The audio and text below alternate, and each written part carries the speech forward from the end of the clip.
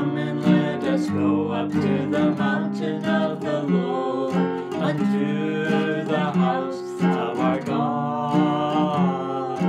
Come and let us go up to the mountain of the Lord, unto the house of our God. And He will teach us of His ways, and we will walk in His paths. For the law shall go forth from Zion, and the word of the Lord from Jerusalem.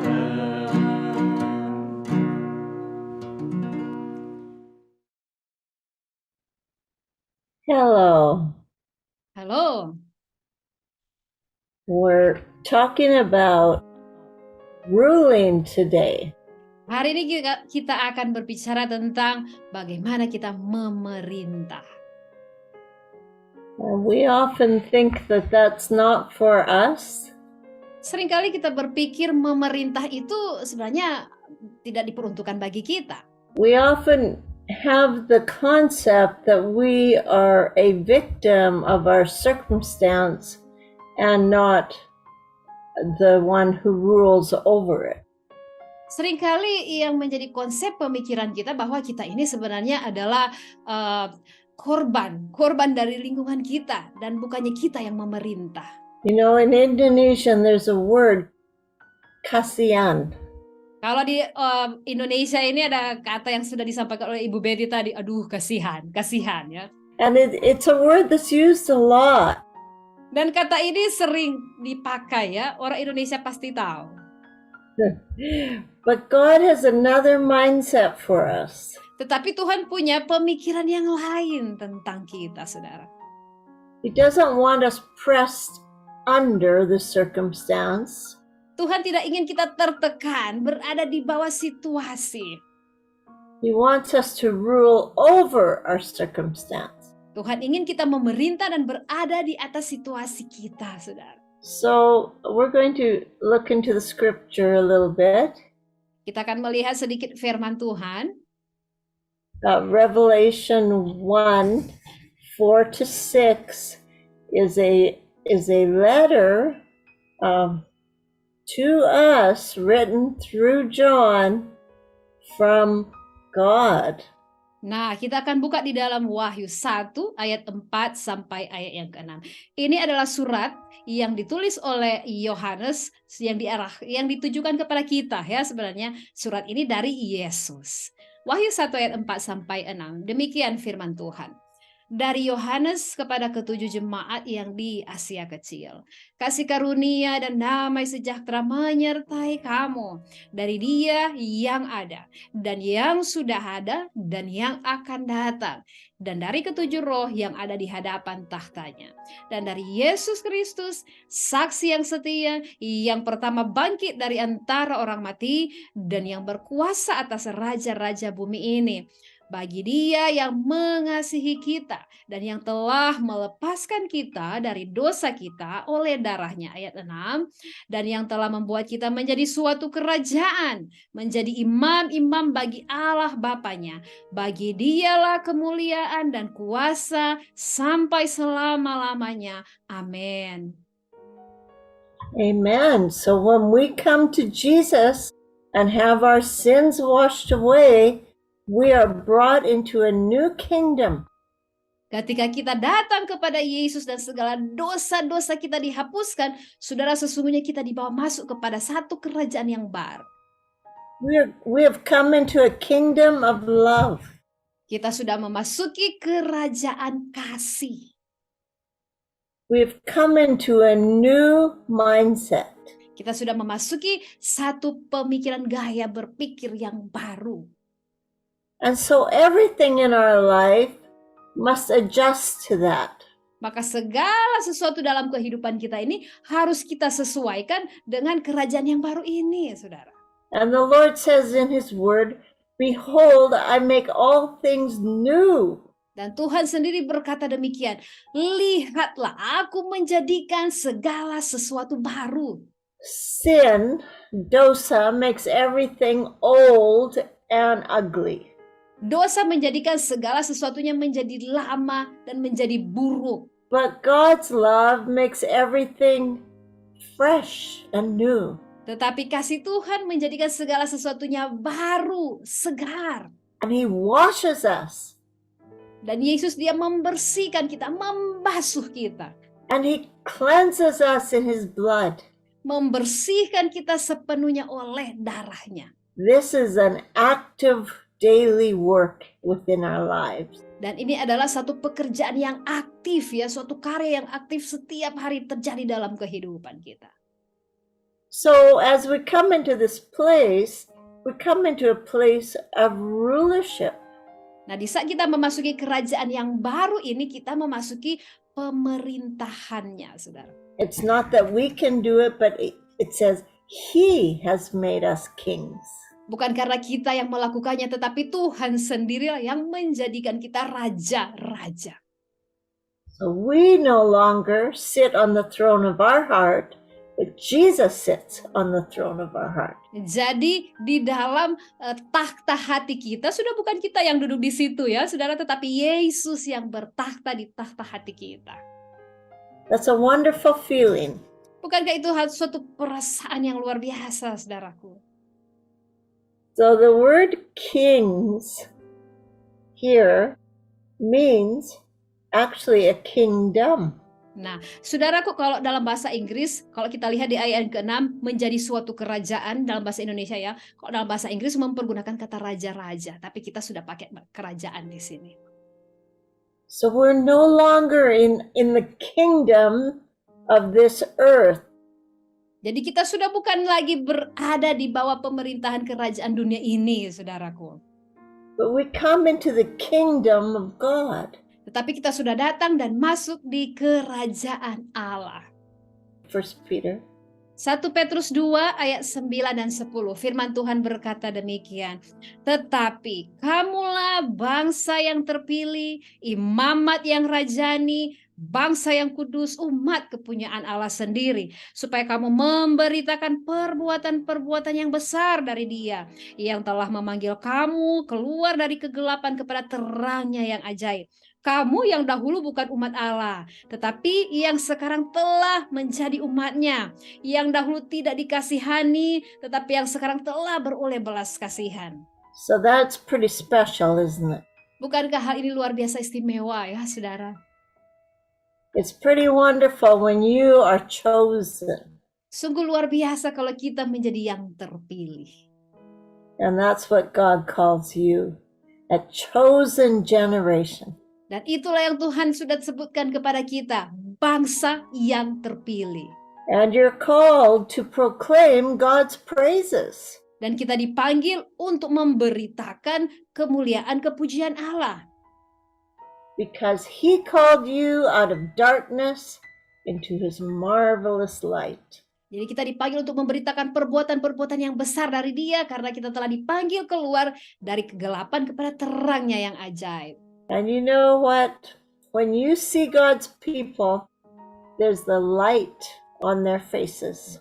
Saudara, kalau kita memperhatikan umat Allah yang sungguh-sungguh ya, kita bisa melihat ada terang terpancar dari wajah mereka. And that's not true of the people in this world. Dan tidak beda ya, tidak sama halnya dengan orang-orang yang hidup duniawi. As you're out in your life day by day, you see darkness covering people's faces. Kalau kita pergi keluar dan hari lepas hari kita bertemu dengan orang-orang yang masih hidup dalam keduniawian mereka, yang kita lihat adalah kegelapan meliputi wajah mereka. So if you have Jesus sitting on the throne of your heart, cry out for those who sit in darkness. Saudara, jika kita memiliki Yesus, jika Yesus yang bertakhta di dalam hati kita, mari kita jaga orang-orang yang masih hidup dalam kegelapan yang ada di luar sana. Because they too need to have Jesus in their hearts. Karena mereka yang masih hidup dalam keduniawian mereka juga butuh Yesus dalam hati mereka. What do kings do? Saudara, apa yang dilakukan oleh para raja-raja? They rule. Mereka memerintah. So God wants us to rule in the Spirit over our life each day. Jadi saudara, Tuhan rindu kita memerintah ya, memerintah dalam kehidupan kita sehari-hari. We no longer walk in kasihan. Jadi kita tidak lagi berjalan dalam pola kehidupan yang aduh kasihan. I can't do anything about my circumstance. Saya tidak bisa lakukan apa-apa dengan keadaan saya. I need this, I need that. Waduh, saya butuh ini, butuh itu. I'll tell you something, just learn to be thankful for what you have. Saya mau katakan sesuatu bagi Bapak Ibu Saudara sekalian. Belajarlah mengucap syukur dengan apa yang Anda miliki, ya. Whether you have much or whether you have little. Baik Anda dalam kelimpahan atau Anda dalam kekurangan. The main thing is who's in your heart. Yang paling penting di sini adalah siapa yang ada dalam hatimu, siapa yang bertakhta dalam hatimu, ya. I have ministered to people in palaces. Saya pernah melayani orang-orang yang memerintah, ya istilahnya mereka yang punya posisi yang tinggi. And I have ministered to people in tin huts in sugarcane fields. Tetapi saya juga melayani orang-orang yang berada di tempat-tempat yang kumuh. And you know, it is not the natural circumstance that counts. Tetapi bukan keadaan mereka yang kita lihat. Yang diperhitungkan bukanlah keadaan mereka ya saudara. Because some of those wealthy people are poorer than the poorest. Karena sesungguhnya orang-orang yang kaya raya itu sesungguhnya mereka adalah secara rohani paling miskin di antara orang-orang yang miskin, saudara. And God had to show me that. Dan Tuhan sendirilah yang menunjukkan keadaan mereka itu kepada saya. So that I realized it's only the heart that is important. Maka saya menyadari bahwa hal yang paling terpenting hanyalah hati. In 2 Timothy 1:9, 2 Timotius 1 ayat 9, firman Tuhan berkata demikian. Dialah yang menyelamatkan kita dan memanggil kita dengan panggilan kudus bukan berdasarkan perbuatan kita, melainkan berdasarkan maksud dan kasih karunia-Nya sendiri yang telah dikaruniakan kepada kita dalam Kristus Yesus sebelum permulaan zaman. because God saved you for a purpose. Karena Tuhan menyelamatkan kita dengan tujuan. So He not only wanted you to come into rulership, to reigning in Him, Karena kita itu terpanggil bukan hanya untuk masuk dalam kepemerintahan Allah, memerintah bersama-sama dengan Dia, but He wanted to use you in His kingdom here on earth now. tetapi Tuhan juga rindu memakai saudara untuk memerintah bersama-sama dengannya dalam kerajaannya di dunia ini sekarang ini. In the Hebrew, rule means to tread down or to crumble or have dominion. Nah, di dalam bahasa Ibrani kata memerintah ini itu artinya dia memijakkan kaki atau menginjak, meruntuhkan atau memiliki kekuasaan. This is what God had in mind when He created man in Genesis 1:26. Hal inilah yang ada dalam pemikiran Allah ketika Allah menjadikan manusia. Kita balik ketika kita lihat di dalam kitab Kejadian. Go ahead. Dalam Kejadian 1 ayat 26 firman Tuhan berkata demikian. Berfirmanlah Allah, baiklah kita menjadikan manusia menurut gambar dan rupa kita, supaya mereka berkuasa atas ikan-ikan di laut, dan burung-burung di udara, dan atas ternak, dan atas seluruh bumi, dan atas segala binatang melata yang merayap di bumi. So God did not create man to be under the living creatures, but rule over them. Jadi manusia Tuhan ciptakan bukan untuk berada di bawah ciptaan-ciptaan yang lain, tetapi untuk berada di atas ciptaan-ciptaan yang lain. In verse 28, that continues on. Di dalam ayat yang ke-28 masih di Kejadian 1, firman Tuhan berkata demikian. Allah memberkati mereka. Lalu Allah berfirman kepada mereka, beranak cuculah dan bertambah banyak. Penuhilah bumi dan taklukkanlah itu. Berkuasalah atas ikan-ikan di laut dan burung-burung di udara dan atas segala binatang yang merayap di bumi. So God wants you to grow up, get married, and have children. Jadi Tuhan ingin saudara kita bertumbuh menjadi dewasa, menikah dan beranak cucu, saudara. And God is happy with that. Dan Tuhan senang dengan hal seperti itu. He says, fill the earth and subdue it. Karena Tuhan berfirman, penuhilah bumi dan taklukkanlah itu. In other words, enjoy where I've put you. Jadi dengan kata lain, saudara, nikmatilah ya dimanapun Tuhan menempatkan Anda berada. Have dominion over the fish of the sea, the birds of the air, and every living thing. Berkuasalah atas ikan-ikan di laut, burung-burung di udara, dan atas segala binatang yang merayap di bumi. Then man fell into sin and he lost his authority. Akan tetapi manusia jatuh dalam dosa, maka kehilanganlah manusia akan otoritas wewenangnya. And since then, the earth has been under Satan's power. Dan sejak saat itu, bumi ini berada di bawah kekuasaan setan. So we say, why are things bad? Why do bad things happen? Well, it's because the father of lies still rules here on this earth. Itulah sebabnya mengapa kita sering mengeluh, wah mengapa jadi begini, mengapa harus begitu. Karena apa saudara? Karena penguasa, si pembohong, iblis ya, dia yang menguasai bumi. And we read that in Ephesians 6:12. Dan kita boleh lihat itu tertulis dalam Efesus 6 ayat 12, firman Tuhan.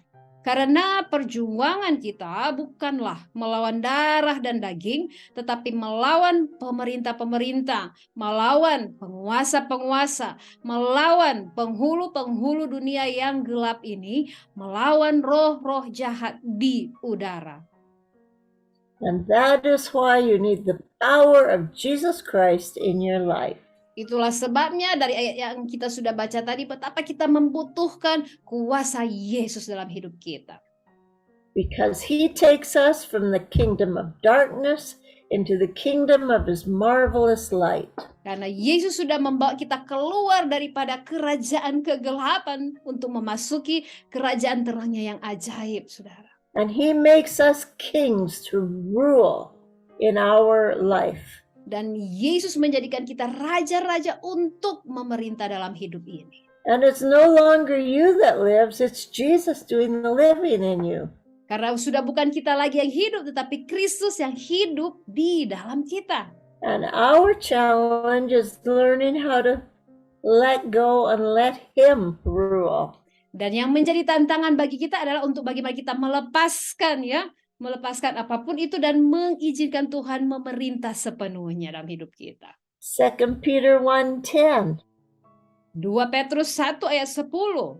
Karena itu saudara-saudaraku, berusahalah sungguh-sungguh supaya panggilan dan pilihanmu makin teguh. Sebab jikalau kamu melakukannya, kamu tidak akan pernah tersandung. Isn't that wonderful?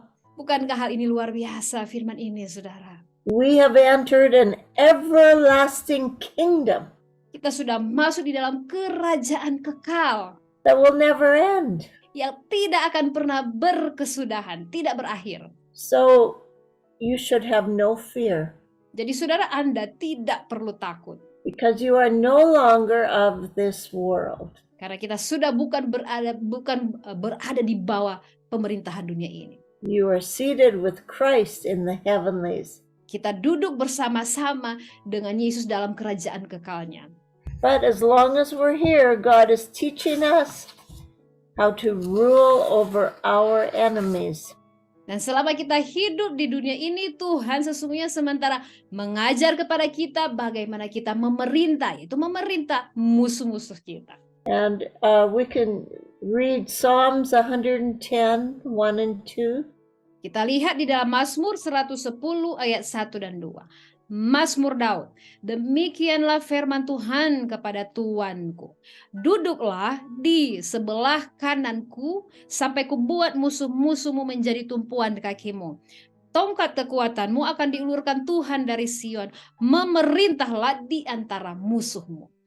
So this was a prophetic word that David spoke in the Psalms. Nah, ini adalah perkataan nubuatan yang disampaikan oleh Daud di dalam Mazmur. And we know that David was a king, Kita tahu bersama Daud itu seorang raja. but prior to his kingship, he was sought as an enemy of Saul. Tetapi sebelum dia memerintah sepenuhnya sebagai raja, dia itu dikejar-kejar oleh musuhnya, yaitu Saul. He hid in the hills and the caves to save his very life. Daud itu harus lari bersembunyi di gunung-gunung, di dalam gua, agar supaya dia bisa selamat. Don't you think he got tired of that? Apakah saudara berpikir, wah Daud ini lelah, capek enggak dia oleh karena semua yang harus dia lakukan itu? He did get tired, but instead of throwing up his hands and giving up, he sought God in prayer. Tentu saja Daud itu dia lelah dari setiap pelarian-pelariannya. Tetapi dia tidak berputus asa. Justru dia mencari Tuhan untuk dapat pertolongan. If you read the Psalms, you will hear the cries of his heart. Saudara, jika Anda membaca kitab Mazmur, Anda bisa memahami seruan atau teriakan minta tolong yang lahir dari hati seorang Daud. And many times we are comforted by reading his writings. Dan seringkali kita mendapatkan suatu penguatan dan penghiburan di saat kita membaca merenungkan kitab Mazmur. Because he went before us, he suffered as we suffer. Karena Daud dia mengalami penderitaan seperti kita juga dalam penderitaan kita. But that suffering brought him in to a close walk with the Lord. Tetapi penderitaan dan kesengsaraan yang dialami oleh seorang Daud justru membuat dia semakin dekat dengan Tuhan. And so must we use our sufferings to draw near to the Lamb of God. Maka Bapak Ibu Saudara sekalian, setiap penderitaan, kesengsaraan dan kesukaran yang sementara kita hadapi, pakailah itu untuk membuat kita semakin dekat kepada Yesus, Sang Anak Domba Allah. Because somehow in our trial, God wants to take that and he wants to put it under our feet. Nah, terkadang lewat penderitaan yang Tuhan izinkan terjadi dalam kehidupan kita, Tuhan izinkan itu supaya kita bisa belajar untuk bisa berdiri di atas penderitaan kita. Those who wrong you, Setiap orang yang mungkin mempersalahkan, menyalahkan Anda, you must release Jesus' forgiveness to them. saudara harus melepaskan pengampunan yang dari Yesus kepada orang-orang yang mempersalahkan Anda. So that Psalm 110:1 can be fulfilled in your heart. Sehingga Mazmur 110 ayat 1 tadi itu benar-benar bisa tergenapi dalam hatimu. The battle is not ours, Peperangan bukan milik kita, saudara, it is the Lord. milik Tuhan. And the Lord commands us to sit at his right hand. Dan Tuhan sendiri memerintahkan kepada kita supaya mari duduklah di sebelah kanan Tuhan. So God can take care of the true enemy, which is Satan. Sehingga Tuhan sendirilah yang nantinya akan berurusan dengan musuh sejati, yaitu setan. And he can save the person. Dan kemudian Tuhan sendiri dapat menyelamatkan orang ini. And remember that your strength comes out of Zion, which is praise. Dan ingatlah saudara, kekuatanmu datangnya dari Sion. When you are feeling down, you need to sing in the Spirit. Di saat saudara Anda merasa susah hati, saudara Anda perlu bernyanyi. Bernyanyilah dari rohmu. Speak in other tongues. Berpakailah bahasa-bahasa roh. Sing in other tongues. Bernyanyi dalam bahasa-bahasa lidah. And when you begin to do that, you are ruling in the middle of your trial, your enemies. Di saat saudara melakukan hal-hal tersebut, sesungguhnya Anda sementara mulai memerintah atas musuh-musuhmu. And you might not see a change tomorrow. Mungkin Anda belum melihat ada terjadi perubahan, hari esoknya tidak ada perubahan apa-apa. But your spirit will no longer be suffocated by the situation you're in. Tetapi sesungguhnya rohmu sedang tidak sementara dikuasai oleh segala situasi yang Anda alami itu. You'll be free to move out in the love of God. Anda kemudian bebas untuk bergerak di dalam Tuhan. And that is how others will see the glory of the Lord upon you and want what you have in your life. Dengan demikian orang-orang lain mereka bisa melihat ada kemuliaan Tuhan dalam hidupmu dan mereka akan menginginkan hal yang sama seperti Anda teralami dalam hidup mereka. Praise the Lord. Puji Tuhan. Let us close in prayer. Mari kita tutup di dalam doa. Lord, we thank you for your presence, Tuhan, kami bersyukur untuk hadirat-Mu which is ever near us. yang senantiasa ada dekat bersama-sama dengan kami. And we have only to call upon your name, Dan yang kami perlu lakukan adalah berseru memanggil nama-Mu. and you are immediately there with us. Dan saat itu juga saat kami berseru memanggil Engkau, Engkau berada langsung bersama dengan kami. Help us not to take things into our own hands, Tuhan, tolong kami untuk tidak melakukan segala sesuatunya, menanggung semuanya dengan kekuatan kami. but let our faces ever be lifted unto you. Tetapi biarlah iman kami senantiasa kami arahkan kepada Engkau. So that indeed your glory can be shone upon our faces. Sehingga sesungguhnya dan sungguh-sungguh hanya kemuliaan-Mu sajalah yang menyinari wajah kami. That you may use us to be a light to those about us. Agar supaya Engkau Tuhan memakai kami untuk menjadi terang bagi orang-orang yang ada di sekitar kami yang terikat. Bless this word as it has gone forth. Tuhan Yesus, berkatilah setiap firman-Mu yang sudah Engkau beritakan, sudah kami sampaikan hari ini. And seal it to the hearts of your people. Dan meteraikanlah kebenaran firman itu di dalam hati setiap orang-orang yang mendengar. That they may walk with their heads above the clouds, not beneath it. Sehingga mereka boleh berjalan, berada di atas segala permasalahan mereka, bukan berada di bawah permasalahan hidup mereka. And we give you thanks. Dan kami kembalikan kemuliaan, syukur kami hanya kepada Engkau. In Jesus' name, Di dalam nama Tuhan Yesus. amen. Amin. Amin. Come and let us go up to the mountain of the Lord, unto the house of our God. Come and let us go up to the mountain of the Lord, unto the house of our God.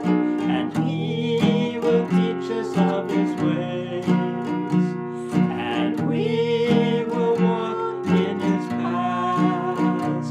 For the law shall go forth from Zion, and the word